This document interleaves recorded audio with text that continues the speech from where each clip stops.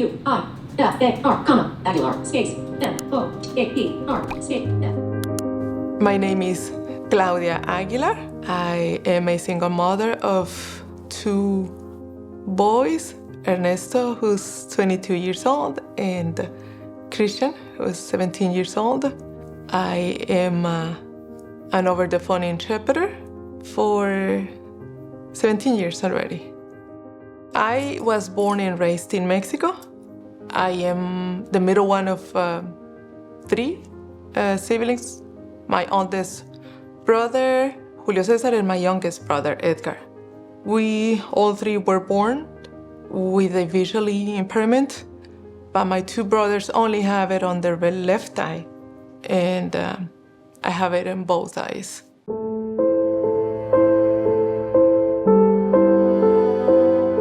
I was not able to see anything with my left eye. With my right eye, I was able to see lights as long as they were bright, and colors and big letters that were bold and really black and big.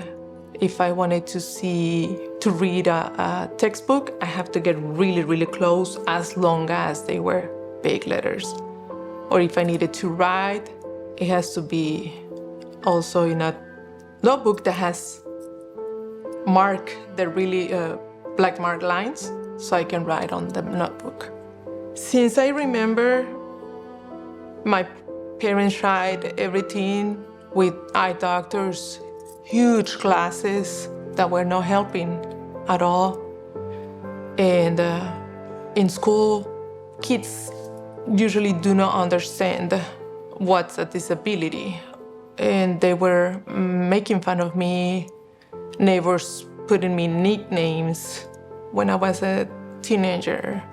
My classmates, I remember one who told me, if I were you, Claudia, I would rather die. I wouldn't want to live like you. So it was very, very hard.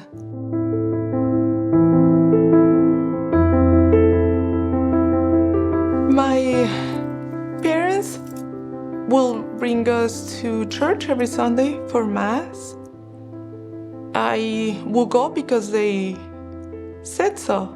And when I started, maybe 8 years, 9 years old, I started asking God, okay, so if you are God and you are powerful, I understand that you love me, so why don't you give me the miracle?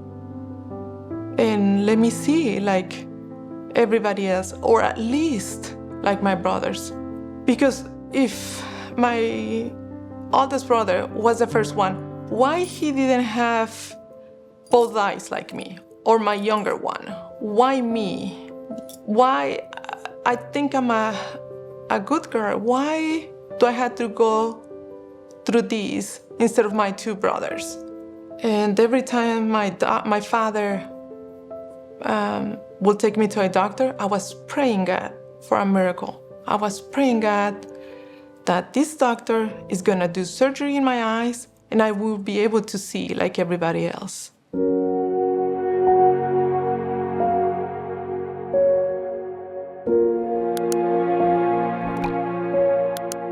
Even though I will go to Mass and listen to the gospel and the readings every Sunday, I didn't feel God talking to me at all. I was just living and doing what I was supposed to do, what my parents were telling me to do. But there was a lot of crying, a lot of questions, and a lot of hope when my dad told me to go to a new doctor and nothing happened. So when I was 15 years old, my parents celebrated my 15th year. We call it quinceañera. It is not a sacrament, but in my country, we celebrate it with a Mass to thank God that I am already 15 years old. And at that Mass, the priest started talking to me about a youth group that I can attend where I can learn more about Jesus, about God. And at first, I thought, what for? He hasn't done anything for me. So far, I have been praying, but nothing has happened. But on the other hand, I was not able to do a lot of things that young people was doing, playing basketball on the streets, doing sports and things like that. And I thought, well, at least I can go there and meet with young people like me by sitting down and just socializing, basically. I thought I would be able to socialize with people. I was not expecting a lot about God until I started going. And that changed my life totally. By attending that youth group, one of the first things I heard was that God is not gonna give me something that I am not able to handle. And that He loves me, and that His wisdom, and if He lets things happen, there's a reason.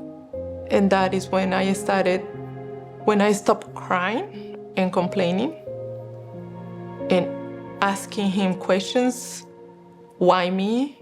And instead I started accepting it, and I felt a big need to learn more about Him.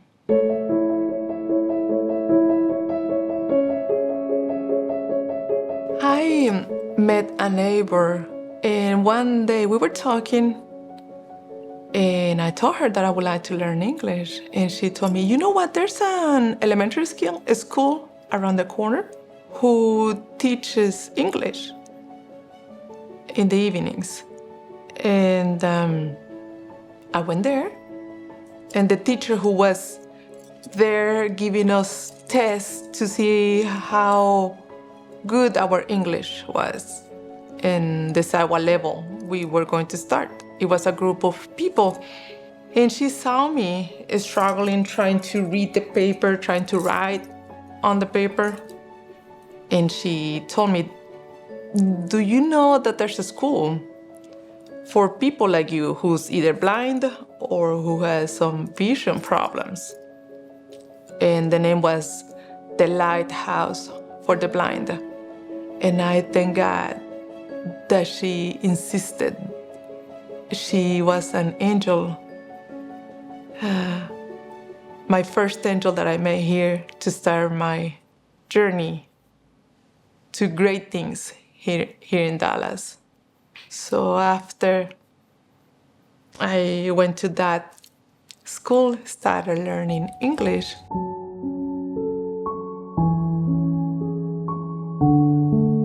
So at the Lighthouse for the Blind, my teacher, Dory Bell, who was a very kind person, was not only teaching me English, but also she was an angel helping me completing applications, not only for the transportation service, but also for a rehab program. And being my interpreter when we needed to go to the doctor or when we had the first interview with the counselor, things like that. She was always there for me, helping me and completing everything that was needed at that time. Since I had just arrived to Dallas, I was not attending any church, and she was a Christian.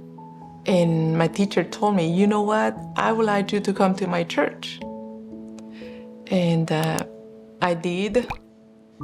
And I felt welcome by her church, and I felt blessed that God had these angels in my life to hold my hand and walk me through the different stages and the different levels, not only to start my journey, learning English, but on the rehab program, but also in my faith.